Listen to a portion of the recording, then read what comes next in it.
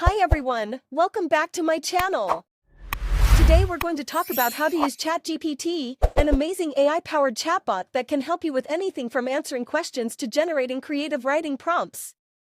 So first things first, you need to go to the Chatgpt website and sign up for an account.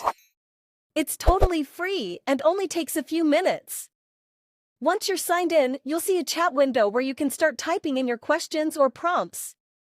One thing to keep in mind is that Chatgpt works best when you give it clear and specific prompts. For example, if you wanted to generate a writing prompt for a sci-fi story, you should type in something like "generate sci-fi writing prompt" instead of just "give me a writing prompt." Another cool feature of Chatgpt is that you can customize the length and style of the responses it gives you. For example, if you want a really short and snappy response, you can type in "generate one-sentence response." Or if you want a longer and more detailed response, you can type in "generate 5-paragraph response."